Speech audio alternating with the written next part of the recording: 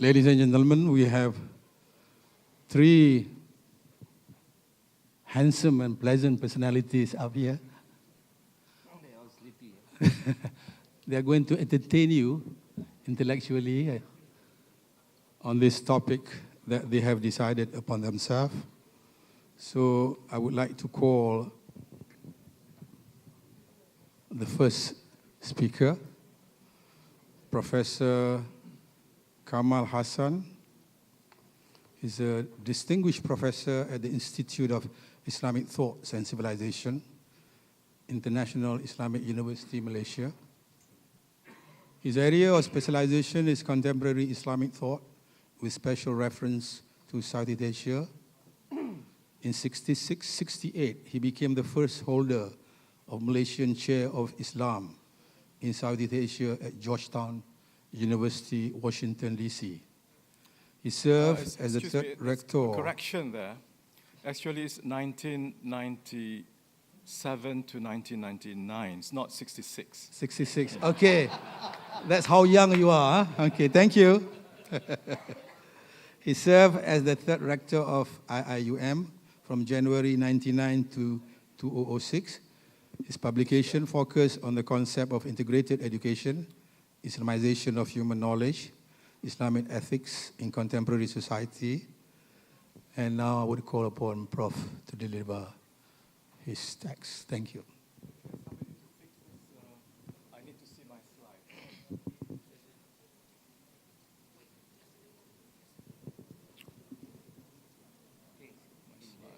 It is in there.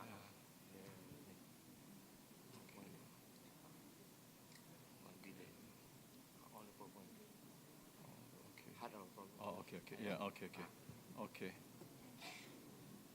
Okay, thank you.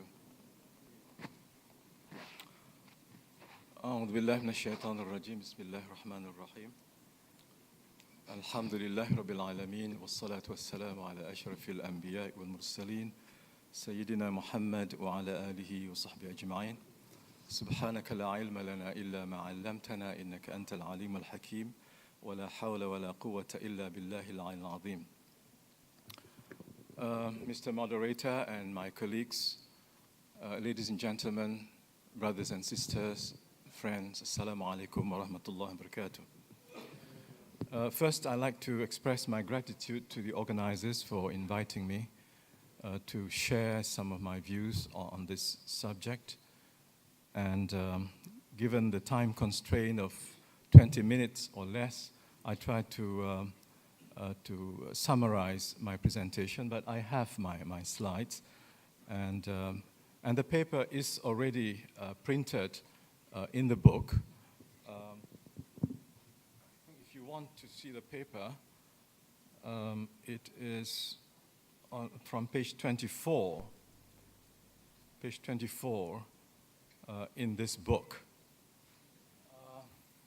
And if you're not looking at the book or neither looking at the slides, then you can sleep. And that would be good for me. Okay. Now, sorry.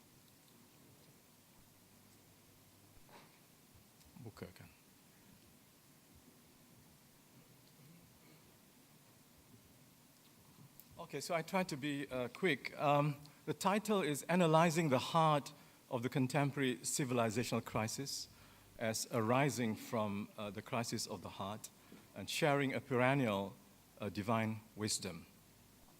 The premise that I am using is the conception of man as a spiritual being. And that is the premise.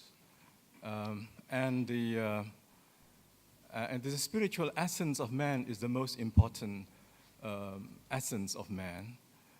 And in trying to solve human problems, particularly the socio-economic and socio-political problems, if we do not give enough attention to the spiritual dimension, then I think we might not be able to solve all the problems.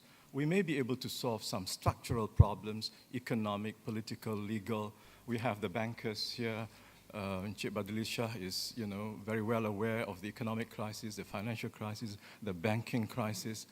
And they want to solve all these problems by tightening the belt, as it were, with more regulations, because before these things were deregulated, now you have to regulate and so on, bringing in new laws, change the structures, change the people, and so on. But the spiritual dimension is not addressed. And I think that is a problem. So I talk of the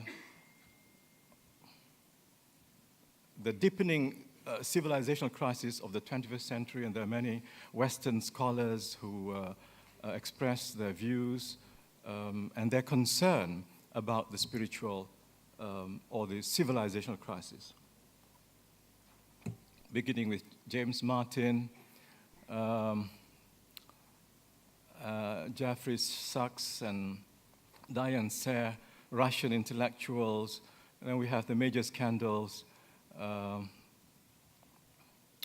And somebody came up with a book, The End of Ethics in the Western Financial System. And this book by Theodore Malloch and Jordan Mamosky make an impassioned plea for an end to corrupt and irresponsible capitalism and the restoration of a more virtuous, ethics-based version of economic and financial activities. One writing which I enjoy reading is by this professor of business law and ethics, Kevin Jackson. In his paper, he began his paper by saying, "We have met the enemy, and the enemy is us." That's very insightful, because usually you want to look for the enemy outside. You look for the enemy in the Muslim world, you look for the enemy in Muslim cultures, Muslim personalities, but he's saying the enemy is us. And Christopher Matthews, this is about the collapsing structures, corruption in many parts of the world, India, Africa, not to be left behind, the Muslim countries among the most corrupt countries in the world. I think Tone this morning addressed that issue, although I may have a different view on the Islamicity index, because I think we need to really scrutinize how these two gentlemen from George Washington University came to those conclusions. What were the theoretical frameworks? What were the premises, and so on, to make Norway, Sweden, and Finland the most Islamic countries in the world? I think we need to really scrutinize such findings.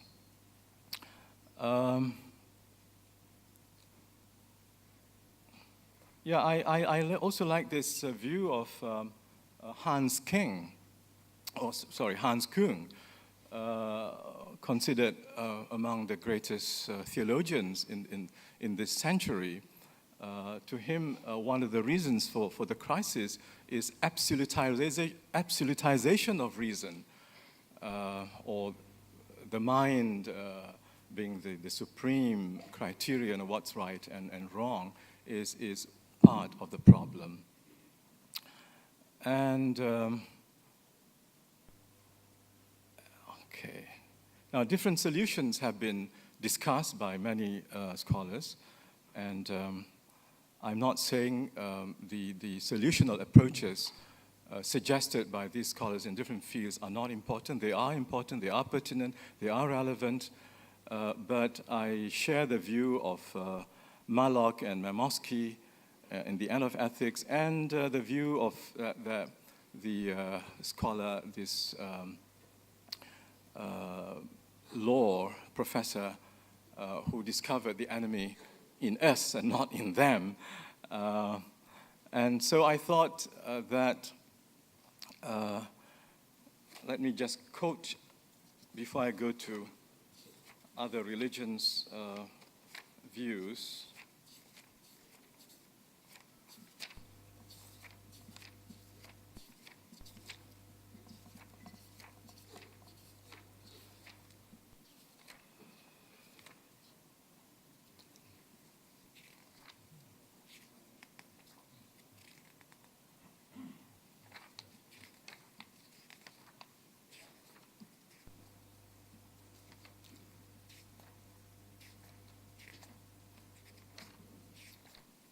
Sorry, I'm taking a little bit time. I hope you disregard that time searching for the place. Huh? This is injury time, so you just have to allow for a few minutes looking at this, because it's not in the slide, but it's important that I go to that quotation.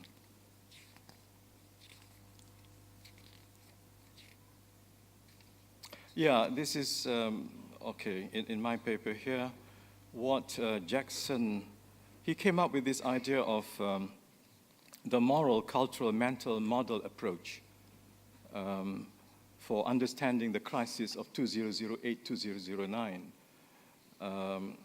And he said that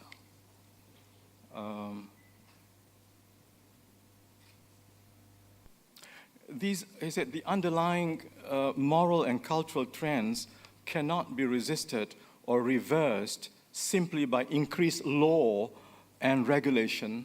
He's a professor of law. Instead, they must be addressed by more nuanced ethical thinking and collective activity grounded in virtue, regard for the common good, and respect for the long-term preservation of market ecology. Here, as a Muslim, I see the principle of maslahah coming into being. Common good is maslahah. And then the virtue, this is fadila.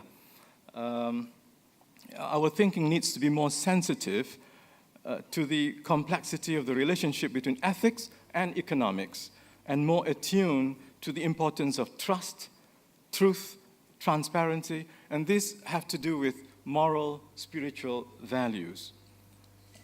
Then he says part 3 of his paper, I'm looking to Badili Shah because he is from the banking sector, but of course, CIMB Islamic has been spared of the crisis and all, thanks to the good leadership and the Islamic input there. But I hope CIMB can also play its role in injecting this ethical, spiritual approach and not to succumb to the quote-unquote conventional wisdom. So part 3 identifies the existence of a moral cultural malaise lurking beneath the financial crisis. This general condition is characterized by a postmodern moral relativism and rejection of traditional values, both economic and moral, a rise in speculative culture, and egoistic individualism. Moral reform focus on virtue, dignity, and the common good rather than the legal regulation is the appropriate responses to these factors. So end of quote.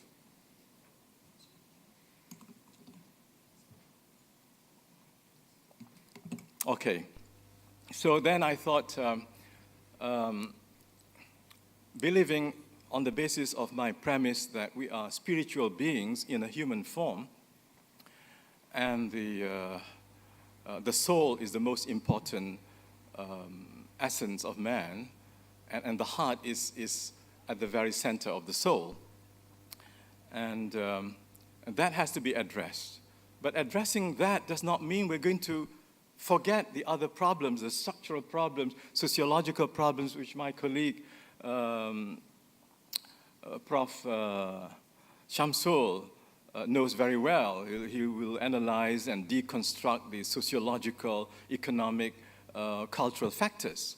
I'm not denying those factors play their role, but I'm just saying we're not giving enough attention to something more basic, and that is the corruption of the heart, the perversion of the soul. And that is a view that is being shared in other religions as well. And so I thought this is sharing divine wisdom is a subtitle of my paper. And I start with Christianity and how the importance of the heart in Christianity. I also look at Hinduism, Chinese religion, Taoism, Buddhism, and Sikhism. It so happened I was the supervisor of a student who had to do a comparative, who had to study the Sikh community in Selangor. And so I know a little bit about Sikhism, and I thought it's good that we know something of other people's religions. And the importance of the heart in Sikhism is there.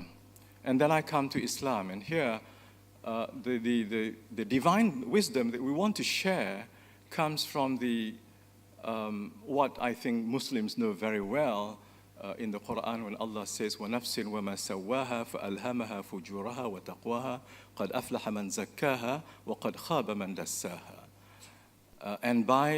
And look at the human soul, how it has been formed, how we, that is to say we, I'm not using the word alhamaha here to use the word inspire, but I would use the modern contemporary word. We programmed into the human soul its positive capabilities as well as its negative capabilities. Its positive potential for alhamaha fujuraha literally would mean we have inspired into the soul its evil inclinations and also its righteous inclinations. But using the modern IT language, God has programmed into the soul that potential for goodness and potential for negative activities. And that is the starting point for the importance of taking care of the soul, because the next statement says, قَدْ أَفْلَحَ مَنْ زَكَّاهَا. Certainly the one who purifies, the one who takes care to maintain its integrity, its purity, will gain success. And the one who allows it to be corrupt, to be perverted, to be made unclean, to be undermined by desire and all that, will not lead to success. And that has formed the basis of Islamic spirituality and Islamic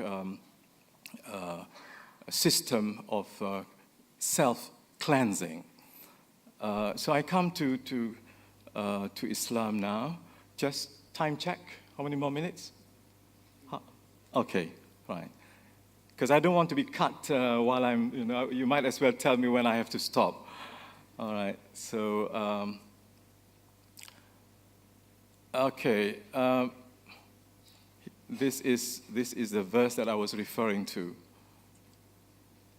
And then something that has to do with wisdom also. Here is the verse, which translation, it is he who has sent among the unlettered a messenger from themselves, reciting to them his verses and purifying them and teaching them the book and wisdom. In many places in the Quran, wisdom is paired with Al-Kitab. Meaning, in other words, if Al-Kitab stands for let's say,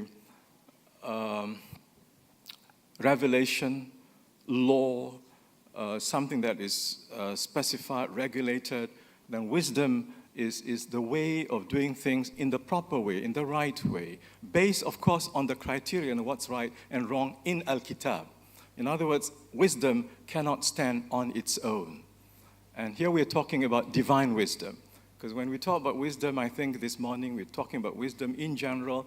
We can talk about human wisdom. We can talk about divine wisdom. We can talk about divine wisdom acquired by human beings. We can talk about wisdom acquired by human reason. So wisdom is quite broad, but in the Quran, the emphasis is its connection with divine revelation as the criterion of what's right and wrong. And so here, the Prophet ﷺ is the one who is going to teach not just the book, but also the wisdom. And here, another verse. Here, another one, the same thing. Also here, another one, the same thing. Al-Kitab wal-Hikmah. And the importance of the heart as a source of inner peace, is here emphasized. أَلَا بِذِكْرِ اللَّهِ تَطْمَئِنُّ الْقُلُوبِ. And this again is the basis for the Islamic spiritual discipline in trying to achieve inner peace in this world. And the importance of the heart to be maintained in its original integrity is also emphasized in the dua of Sayyidina Ibrahim alayhi salam, when he, in his prayer, he says, وَلَا تُخْزِنِي يَوْمَ يُبْعَثُونَ لَا تُخْزِنِي يَوْمَ يُبْعَثُونَ. Do not put me to shame on the day when all will be brought back to life. يَوْمَ لَا يَنْفَعُ مَالٌ وَلَا بَنُونَ. On the day when neither wealth nor children would be of any avail. إِلَّا مَنْ أَتَى اللَّهَ بِقَلْبٍ سَلِيمٍ. Except the one who comes to his Lord with the heart that is salim, with the heart that is sound, with the heart that is pure, with the heart that is freed of all these, of all the corrupting elements. So the importance of the heart cannot be overemphasized. Okay, and then here also the importance of one of the ways to overcome this problem of the heart is to know how to control desire, that is hawa. All right, these are some of the verses, and now I'm going to come to the conclusion before the chairman gives me the signal. Okay, I come to the conclusion.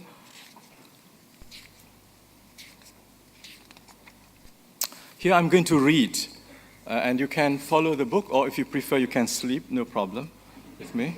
Okay.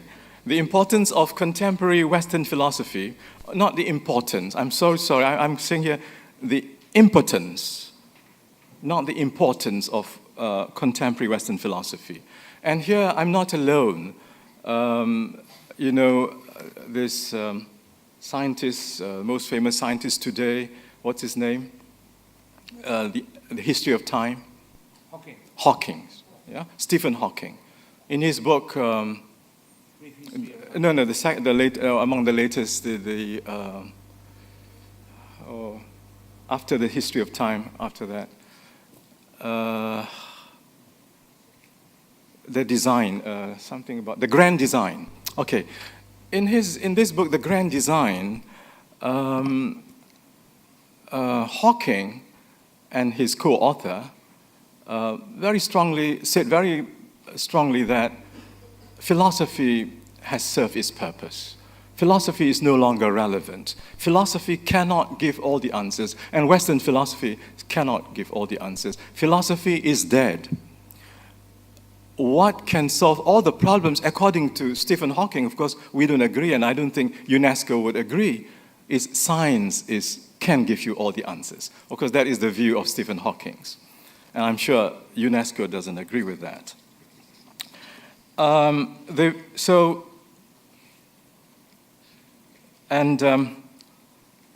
paramount importance that Islam accords the attainment of good character and ethical conduct has to be given urgent attention by Muslim leaders in the search for lasting and more effective solutions to the grave existential problems of the 21st century. But the diseases or the corruption of the spiritual heart require different types of remedies. Remedies that depend on the instilling of deep convictions in the omnipresence, omniscience, and omnipotence of the one true God, the realities of the spiritual dimension, the certainties of life, and so on. And then I come to the last few pages. Bear with me. And if you are still sleeping, go ahead. You can wake up after I finish. Okay. This is the last page. Last page, and that would be it. Is my time up? Okay. 1 minute, very good. Okay. Now this is the last page. The love of the reprehensible life, of the here and now, or in Arabic, حب الدنيا المذمومة. It's not just a dunya, it is a dunya al-madhmuma. That is the reprehensible part of this earthly life. Is a great vice in the Islamic perspective, which gives rise to other vices. And many people in analyzing the 2008-2009 crisis reduce the problem to human greed. Of course, greed is one of the diseases of the spiritual heart. But there are many other diseases. Egoism and so on, referred to earlier by this professor of law. So I'm saying at the end that the diseases of greed, envy, gluttony, egoism, pride, self-conceit, self-admiration are some of the problems that will create these moral problems leading to the crisis and affecting institutions. Delusions and deceptions, gharur, or ghurur, is another very important aspect of spiritual education. Knowing what are the deceptions, knowing what are the ghurur, I think is very, very important for us in all institutions, government, business, even universities. We need to know what are the deceptions so that we will not be let's say, trapped to go into those deceptive areas. So delusions and deceptions also abound in the world, and many intelligent and highly educated people who do not have the knowledge of how these temptations can have disastrous consequences in this world and in the hereafter can become prey to the outward glitter and attractiveness of the fleeting worldly pleasures.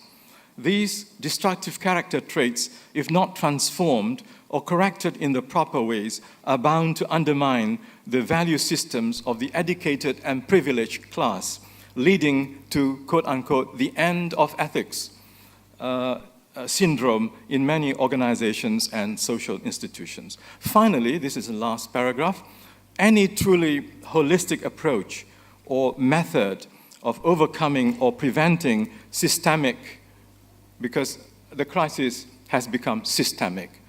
It's no longer particularistic, segmented, fragmented, it's systemic. And if we don't get that, I think then we have missed a very important truth about the world we are in today. So things have become very systemic. And so ways to overcome problems by systemic, structural, regulatory, or moral breakdowns, as they have proven to become more disastrous and more global at the beginning of the 21st century, must restore the lost soul, in inverted commas, the lost soul of spiritual man into the new economic, political, or management worldviews and paradigms in order to do justice to the intangible spiritual and moral dimensions of the civilizational crisis. So in the end, I would like just to go back to an earlier statement in the previous session. I think Dr. Ahmed, what's his name, from Singapore? Oh, okay, Amir. Talked about something to do with conventional wisdom, and said sometimes we need wisdom to break away from conventional wisdom. But after breaking away from conventional wisdom with wisdom, that is human wisdom, to my mind, needs to go back to divine wisdom. Assalamu alaikum. Thank you very much, Prof. And I would like to invite Professor Shamsul. You don't have to introduce? Okay. Okay. Okay. To say a few words, Prof. He is one of the 3 distinguished professors here from University Kebangsaan. And he is now still with University Kebangsaan, Professor Shamsul. Bismillahirrahmanirrahim. Assalamualaikum warahmatullahi wabarakatuh. I think it is important for me to recognize the fact that this invitation comes from two very important persons.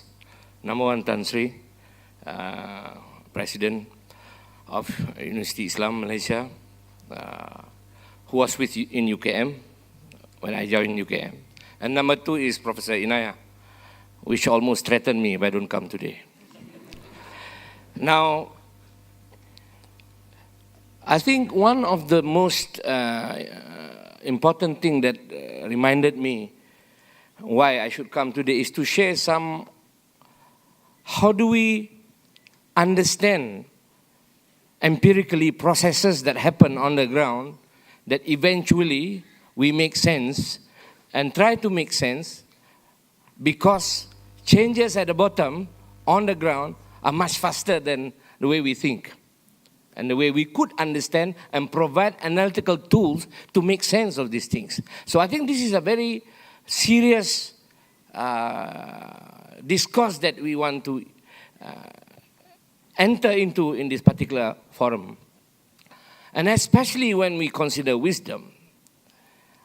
Because I think I'm more familiar as an anthropologist with folk wisdom. I grew up in society, a matrilineal society that survived on folk wisdom long before Islam came to this region. It's called Adat Perpati. So, from my point of view, what we have to make sense is to actually how many of these different civilizational wisdoms that came to be fused in an area or in another civilization, like the Malay world civilization, and how do they come? What processes have taken place that change each of these civilization into a new form, a new variant, and change further, not only in terms of practice, but also epistemologically change the way people think. And then we begin to see the reconfiguring of the civilization. And I think this is the issue that I wish to capture in this brief presentation, and I was asked to reduce my time to 15 minutes. Now, I don't mean no disrespect to my senior in the military school, but I think this is not fair to me, but I will nevertheless obey him. Now, I like to begin what I call with the anthropology of the ordinary, because I think that's where we should begin.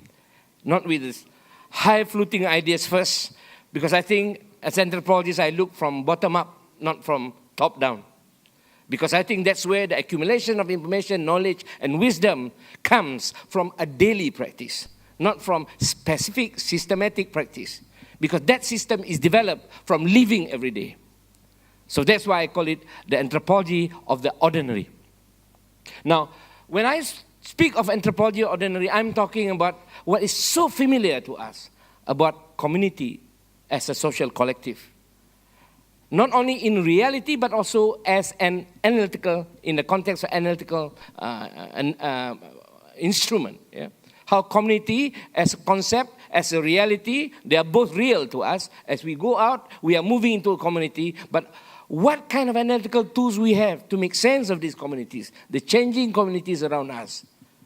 It used to be, in anthropology, you go to one village, you study the whole village. Now you find in town, the community consists of people who belongs to 20 other communities. The golf community, the teachers community, and his neighborhood community, and he survived negotiating these different communities. Now, what is important here is how people set its own rule for its members in these communities. Because this process is how wisdom being developed. People put together ideas, try to understand how should we operate. And then finally comes constitution, finally comes law. Because it all began with customs, somehow. When you don't read and write, what do? How do you set the rule? Do you mean that people who are hunters and gatherers has no wisdom? I think we are a bit arrogant when we think that way. So, the survival of the society at that level depends on its ability to invent independently. If they have to eat, they have to invent the utensils. It so happened that because everybody wants to eat, the same utensil appears around the world. It's called cooking pot or ladle or something. Yeah? And then we were able to borrow.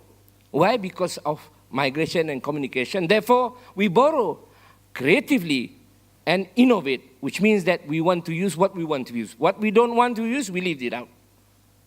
And that's how we make this selection. Besides, we know there's such process called natural selection. There is this, what I call conscious selection by human being. And that consciousness is a form, an articulation of wisdom. Because they have to decide which is the best for the community.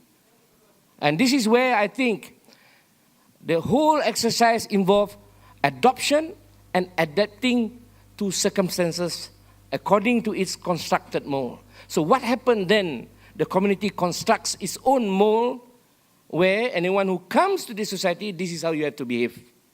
You come to the Malay community, you live with them, you enter their houses, you take off your shoes. You don't have to tell them. These are mold. These are mold that society produced through wisdom. And they have answers why they don't wear shoes in the house, for example. As simple as that. So the question is how this level of wisdom is taken up into more complex situation.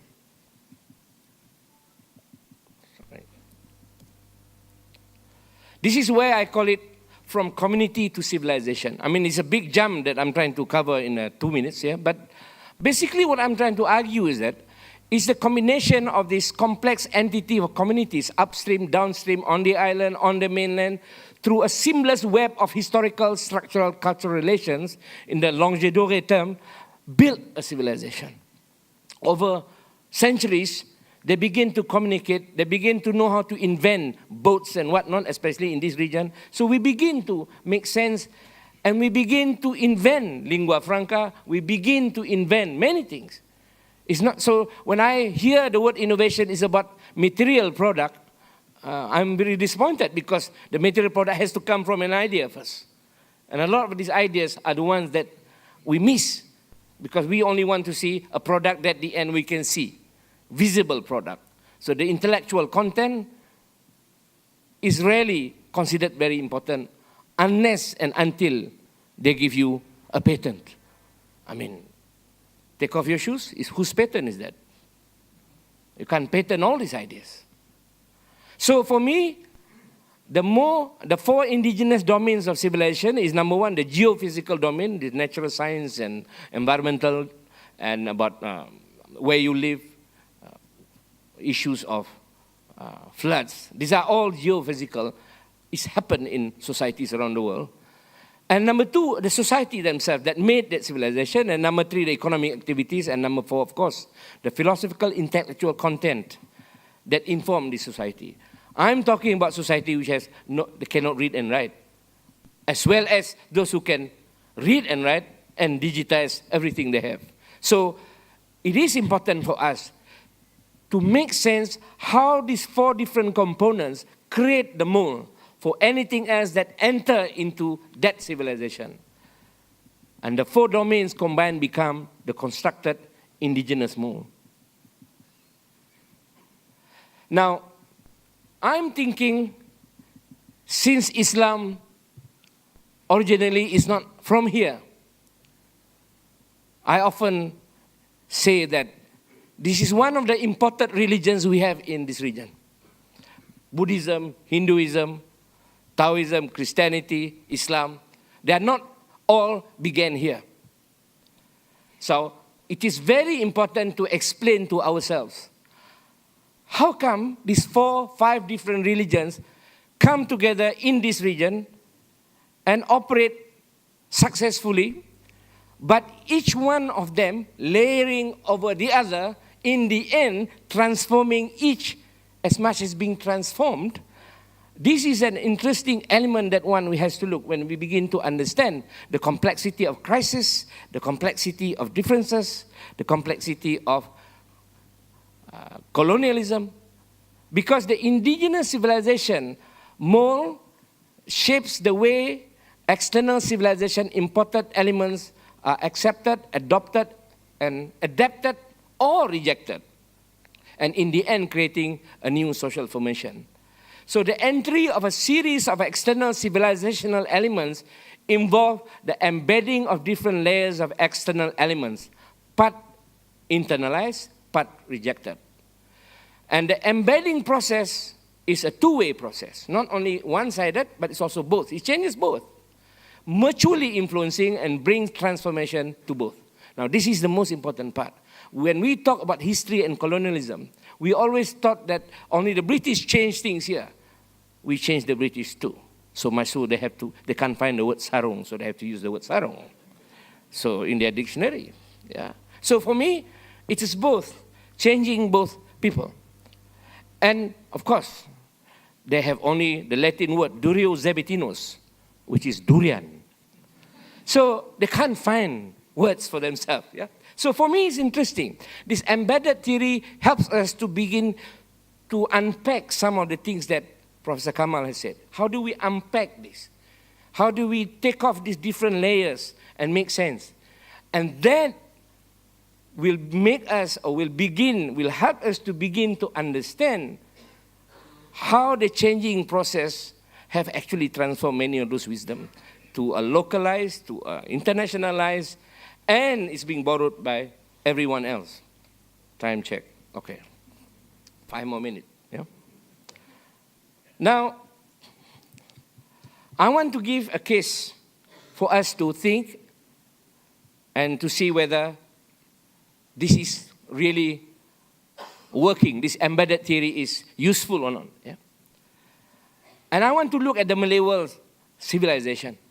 The Malay world, geophysical, is the region that we know as southern Thailand, southern Cambodia, southern Philippines, Indonesia, Malaysia, Singapore, Brunei, probably Timor-Leste too now. Yeah? So we have this region where we have about 250 million Muslims. They all speak Austronesian linguistically, Austronesian language. And that is why somebody argued with me saying that Arabic may be the language of Islam, but Malay is the language of Muslims. Because the largest single linguistic group in the world who are Muslim are the Malay speakers, larger than Arab speakers. Now, excuse me, all my Arabic friends. Now, for me, the societal forms that we have here is quite varied. What I call from hunters and gatherers to headhunters in the urban areas. Yeah? For those who doesn't know headhunters in the urban areas, they look for you. If they want you, they pay you. And they get your head also in the long run. Yeah? So that's why CIMB is involved today. They are headhunting you. And of course, economically, people who live subsistence to production to knowledge economy in the same society called Malaysian society, in the same world called the Malay world. You still find the Penan, the Negritos at the border of Kelantan and Pahang. And then you can find people in up highland in Indonesia, Kumpulan Terasing. But at the same time, in the middle of Jakarta, Jokowi is talking about what? About transportation, maritime. It is interesting for me to see this region is vibrant economically, but varied too. Now, how do you explain some are retained, some are not retained? Some went off, some come back. So when people try to invent green revolution and then green economy, we realize then we look back and then we are now busy trying to eat organic food. You just go up the highland. They're all organic food. So it is interesting that the reinvention of ideas and activities that we have is actually among us. The question is, where do you grow up? So where you grow up is your civilization. And this is where I think we need this type of discussion to remind us that you are actually orang kampung, so no way. Di Lebu? No. That's right. Now, I'm interested in one particular institution in the Malay world called kerajaan. Raja is a Sanskrit word. It's definitely not introduced by Islam. So that means the Raja was non-Muslim before Islam came. So, Sedition Act or anything, recording, okay? So the most important thing for me is this notion of kerajaan is the way we have to look at an institution which existed even before colonialism, before modernity. And it is important to see before the church and state was separated. This is the general term that I use to explain kerajaan. It is a polity, a ruling polity, sometimes maybe a selfless state, state without a center, or center with a state, many states. So it is created during the metaphysical era, I call it. Western colonialism emerged from a separation of church and state and applied that approach in governance in the rational scientific era. Now, what happens when they came to Malaysia? What they did was, or we came to this region, the Dutch came to, everybody was interested in the Malay world. The Dutch was here, the French was here. They were busy playing around in this region. Raja, or the royal family, was given to take in charge of the church. Read Islam, not church, read Islam. And Malay customs. So, they are packaged into that. The British in charge of the governance of the state called kerajaan tu, urusan kerajaan envelope, remember? All the chop, urusan kerajaan, free when you send it. And that's why everyone has one at home. So for me, what happened was, the big capital letter kerajaan, which consists of church and state, is now broken down into a little kerajaan, which is minimized without the religion, without the custom. Totally modern. So this is why, in a sense, we can see the complexity of embedding a rational scientific epistemology in the mold of metaphysical one. Now, how do you do that? We did it in Malaysia. Raja is a Raja. Whatever he is, you have to accept it. So, in some sense, when is this metaphysicalness being expressed? Every installation you will see it. Soon another installation of royal family is coming up in Johor.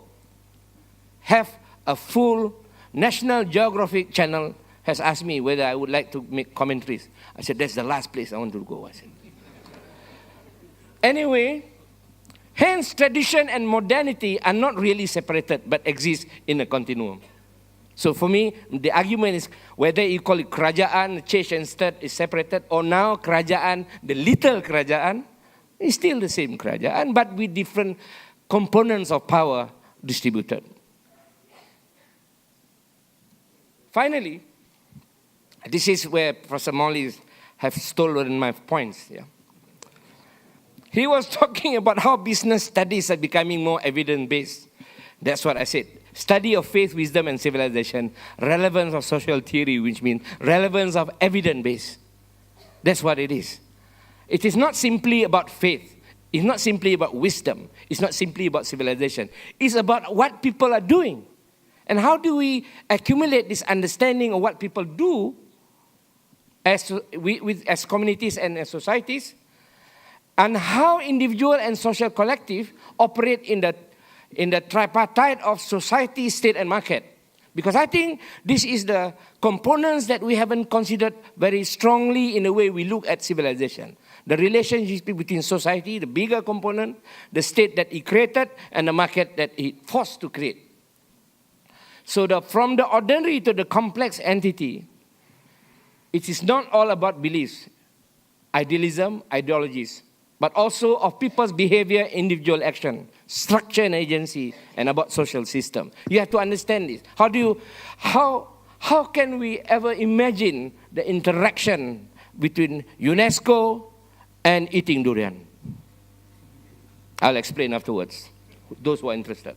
Yeah. But it's very important for me to make sense of those things, because anthropologically speaking, making sense of all these relations that are continually transforming and transformed through the prism of social theory and evidence-based is imperative.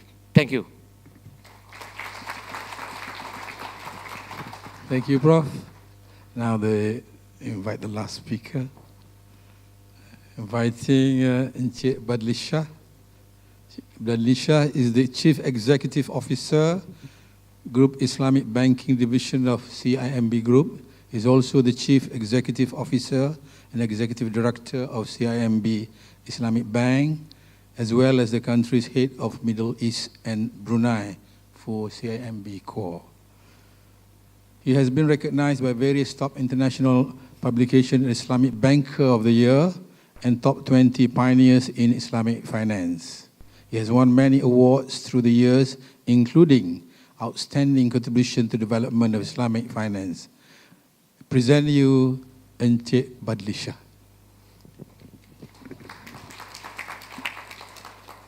Thank you very much for the kind introduction.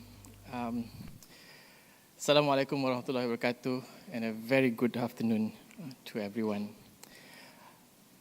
If age is a reflection of wisdom, then what I am sharing here would probably sound to be the most reckless and the most impetuous compared to everyone who sits in the panel today, since I am very much way younger than most of them. But I hope what I am going to share with you today will sound at least wise, and at least it could be useful for most of you. My topic is simple wisdom that can guide us forward through the prism of Islamic finance.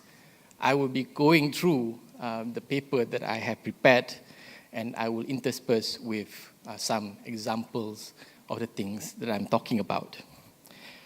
Over the many years that I have been involved in Islamic finance industry, this is the first time that someone has asked me to pen down what lessons out there that we could learn, or the wisdom that we could discern from the industry to help guide us forward in the things that we do in our lives, be it in the mundane things that we do on a day-to-day basis, or some of the important stuff.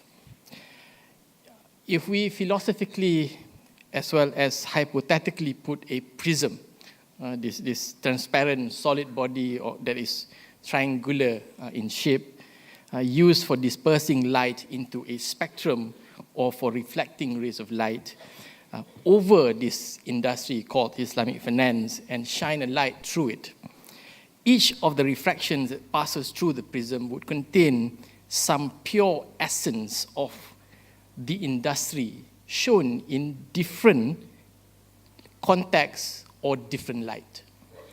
Each of these light would form an incomplete part of the industry, and we could do the same thing for any industry or anything in society for that matter.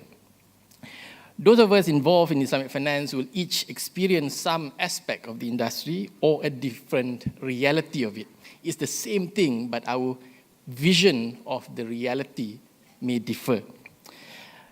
But only because we are seeing it from our respective perspective, as they are colored and influenced by who, what, and where we are in the world at any point of time. Every single one of us will know and see different colors, and none of us will see the whole, complete refracted lights that went through the same prism. That's why we have naturally difference of opinion.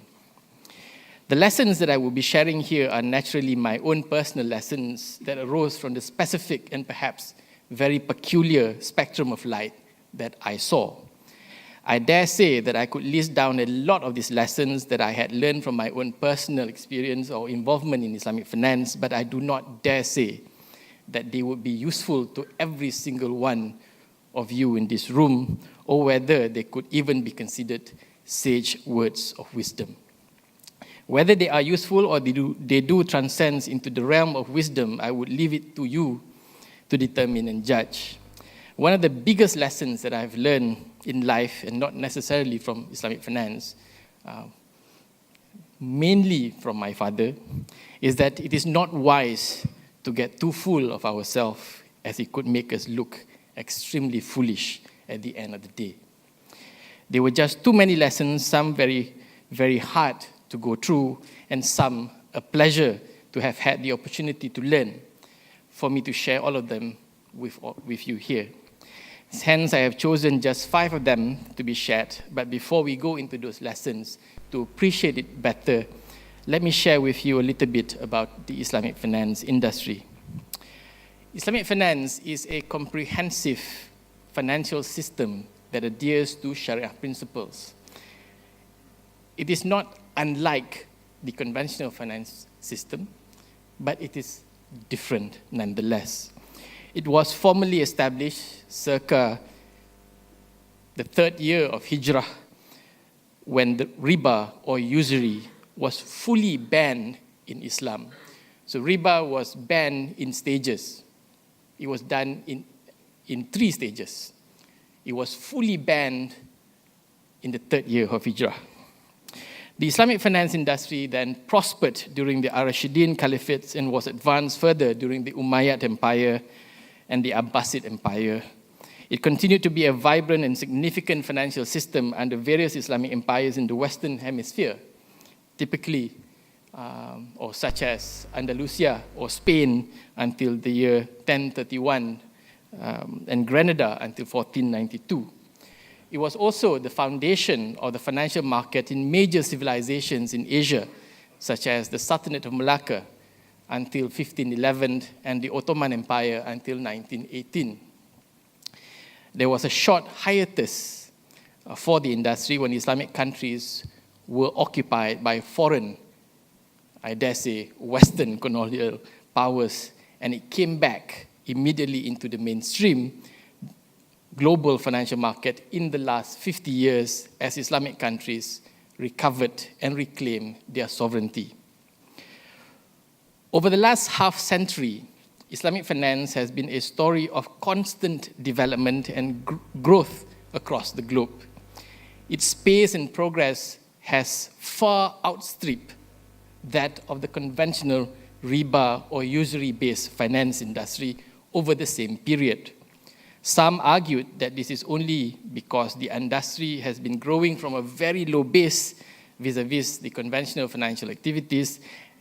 As much as this argument may be true, I can concede to it, when we look deeper into the comparison between Islamic finance and conventional finance activities in the specific component of it, for example, the global sukuk market, we would notice that the Eurobond, the conventional bond markets, took slightly over 10 years to breach the first $10 billion mark in terms of total outstanding issue.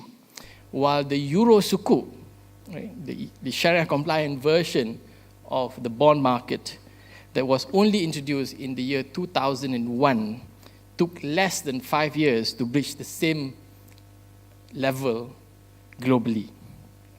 Even then, some still argue that it could be because the market infrastructure for global capital market the moment the sukuk industry was introduced is better compared to what the market had been when the conventional Eurobond market was introduced. Irrespective of the argument, it cannot be denied that Islamic finance has been growing respectably with substance over the years since its reintroduction. It is the fastest growing segment in the annals of modern financial market, growing about 20 to 25% per annum internationally, and it is continuing to gain traction in more and more jurisdictions all over the world every single year. All major countries, including non-Islamic jurisdictions such as the United Kingdom, the United States of America, the Russian Federation, Hong Kong, Singapore, Thailand, the Philippines, and many more, has enabled and facilitated Islamic finance in one way or another. The growth of the Islamic finance industry has been most spectacular and notable in our region in Southeast Asia as well as the GCC countries. Many people believe that Islamic finance industry that we know today was first reintroduced in modern times sometime in the early 1900s, somewhere in Egypt. But the reality is that this early attempt in Egypt failed due to the lack of legislative and regulatory support. In fact, the effort suffered a premature death due to political intervention locally and internationally, literally, because the promoters were literally killed. Some also still believe that the industry we know today was first started in the mid-1970s, somewhere in Dubai, when a commercial financial institution with Islamic Bank in its name was established. Unfortunately, the reality is very different because most of the Islamic financial institutions back then were either not regulated as a bank, thus their activities were very much not related to banking and finance, but more of a trading company, or was regulated as a conventional bank in a manner that does not allow them to fully operate in a Sharia-compliant manner.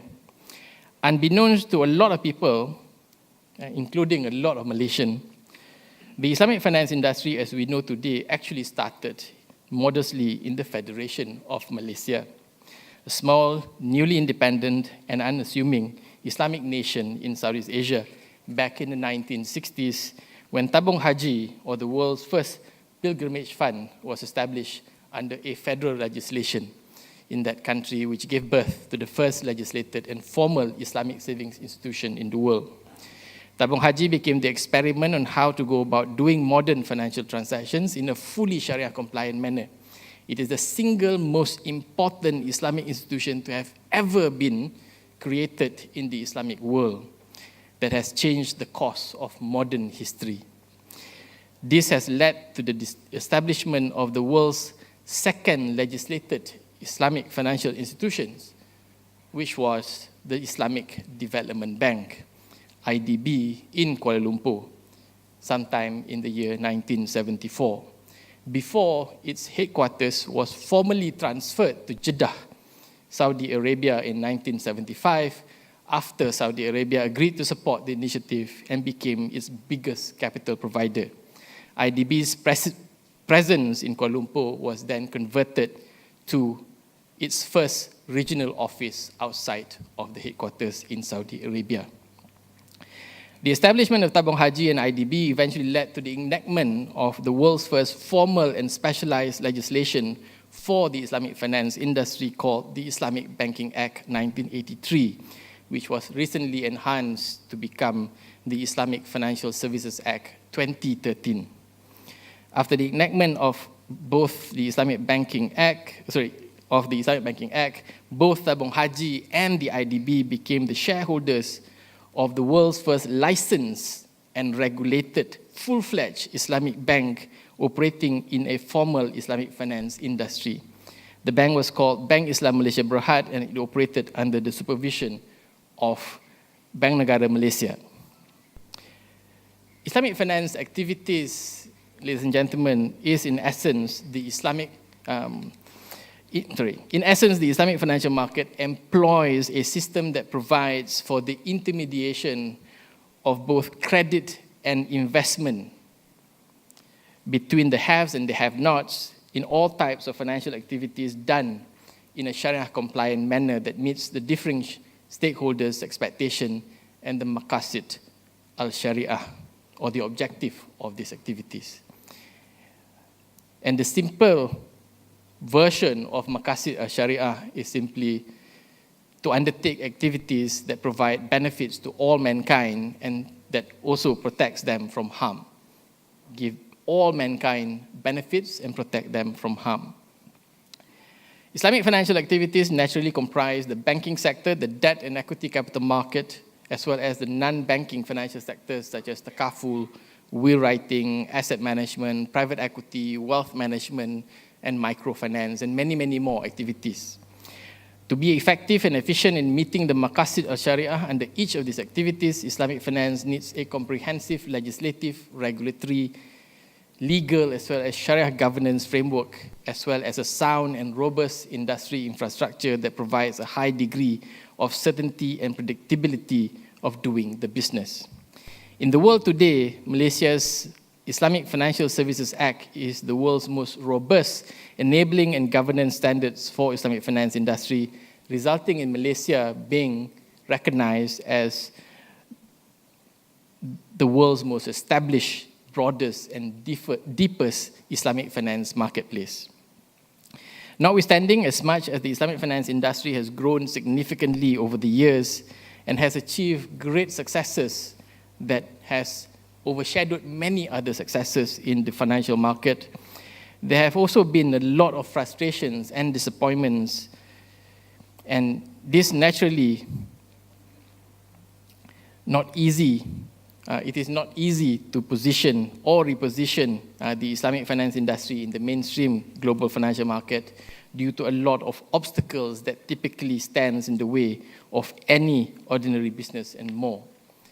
These successes, frustrations, and disappointments have taught all of us within the industry great lessons that anyone could apply in anything that they do. So at the end of the day, as I mentioned earlier, I have identified 5 lessons that I would like to share with you that we have learned and discerned from Islamic finance. The first lessons, ladies and gentlemen, I coined it in the following words: think fast, talk less, and do more. Think fast, talk less, and do more. This is the most important lesson to my mind, although not everyone applies it on a daily basis in everything that we do or involve in within Islamic finance. The industry has grown by leaps and bounds to be what it is today across different jurisdictions because some of us have at different times and in different places decided that enough is enough. We opted to stop wasting time merely showing off how smart we are in Islamic finance conferences and just do something tangible on the ground and to make it happen despite the many obstacles. One prime example of such action was the creation of Bank Islam Malaysia Berhad. From the day Tabung Haji was established in 1963, there was a 20-year gap before the formation of Bank Islam Malaysia Berhad. We discuss and discuss and discuss at universities, at conferences about shouldn't we have an Islamic bank? Shouldn't we do this? Shouldn't we do that? For 20 years we discussed. Right? Then somebody decided one day, enough is enough, let's just do. They resigned from their position in the university, they resigned their position in conventional banks, they got together and came up with a white paper on Islamic finance, Islamic Banking Act, and it was approved and it was done. So in reality, if we look back into the past, unfortunately, we could see many instances where many of us who were involved in the industry had spent too much time thinking through things without doing anything else. Some of us have also found ourselves discussing the same issues year in, year out in one Islamic finance conferences or another without reaching any conclusion as to what we need to do or should be doing. Many of us think and many of us discuss over and over again, but we do not act. Of course, there's nothing wrong in thinking per se, because without thinking, there won't be any ideas on what needs doing, but mere thinking without doing is just plain wasteful. Similarly, there is nothing wrong in discussing to get the best out of the ideas that we have thought about, but talking until the cows come home without doing gives us no real value as well. So we just need to do. But when we do, and in doing it, in this case Islamic finance, we should never merely expect, assume, or demand the industry to be this way or that. Right? We should not demand. Yes, criticizing and demanding is still doing, is still something. Right? We are doing something. We are criticizing somebody. Right? We are condemning somebody. Right? And we are demanding to others to do something. Right? But it does not really add much to the industry or to society. We must not simply criticize others for doing what they are doing in the way that they are doing it. If we do this, then we really achieve nothing of substance. And a lot of us, unfortunately, have a tendency of doing this. Right? To my mind, if we believe in our ideas and we want Islamic finance or anything in terms of our ideas to be done in a certain manner, then we should roll up our sleeve and just do it. We should not ask others to do it or criticize others for not doing it. And when we decide to do, we should give our best, control the elements that we can control, and let go of the things that we just can't control. Excuse me. Okay. Once we have done what we can, if it is meant to be, it is meant to be. If it does not happen, then it will show us the next step of what need to do. The second lesson, let others take our industry as it is and or not at all. Speak our truth even if our voices shake. We have heard this said by many people time and time again. I wholeheartedly believe in the virtue. By being true to ourselves as an industry, we would be putting something beautiful into the world that was not there before. We must walk our path confidently and not to expect anyone else to understand our journey, especially if they have not been where we have been and where we're going. Okay, I shall summarize it in 1 minute. In Islamic finance, we have been saddled for far too long with this incessant criticism, and we just need to move on with our life. We must trust in ourselves, in our ability to do what is right for the industry. The third lesson, everything that happens in Islamic finance helps us grow, even if it's hard for us to see right now.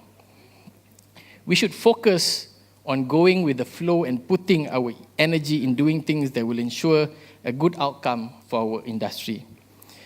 The fourth lesson, sometimes we have to let go to see progress. We should not try to hold on to things too much. Let go and move on. Sometimes in the future, we can do what we want to do today. The fifth lesson is better to look back on our career in Islamic finance and say, I can't believe we actually did that, than to look back and say, I wish we had done that.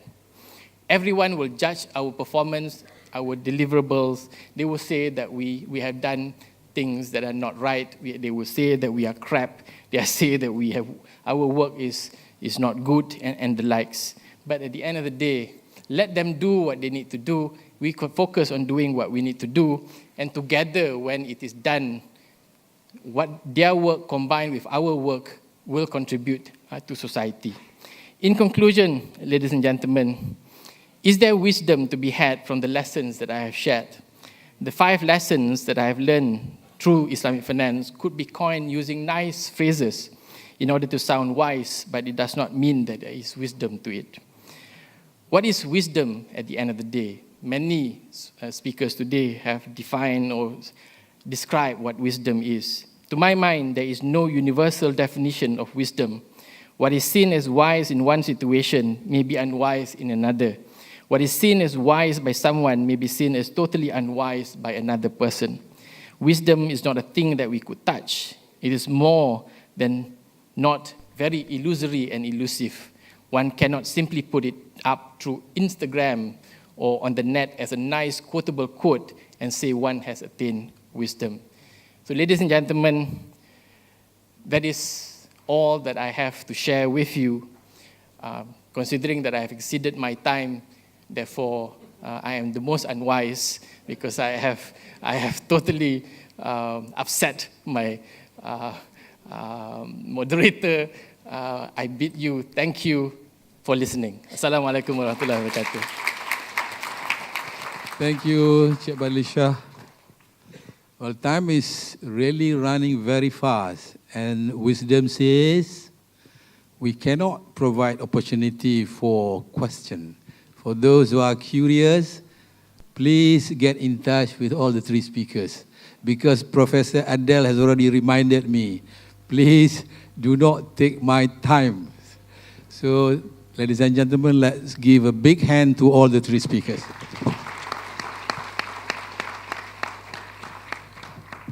Terima kasih, thank you to Professor Dr. Khalid Momano as well as to all the panel members. And once again, as a gesture of appreciation to the panel members and the moderator, can we invite Lembaga Tan Sri Professor Dr. Muhammad Yusuf Noor once again on stage to present mementos to them, please.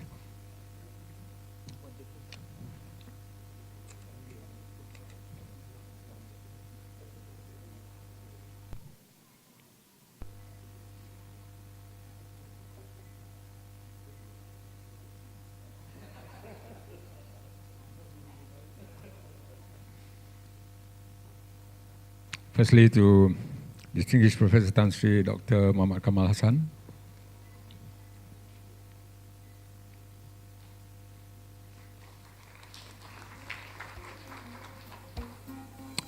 Distinguished Professor Dr. Samsul Amri Baharudin.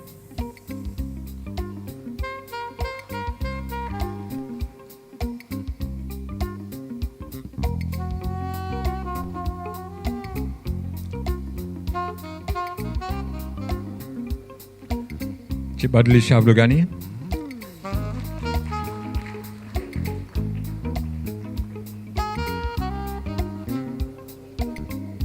And last but not least to Professor Dr. Khalid Muhammad Noor. Tan Sri.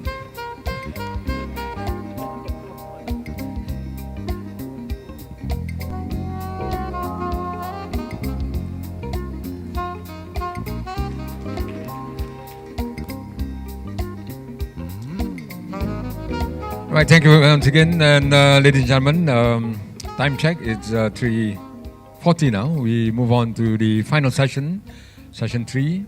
And for this, I'd like to invite the session chairman, Dr. Adil M. Abdul Aziz Al-Jurani, to moderate this. Dipersilakan.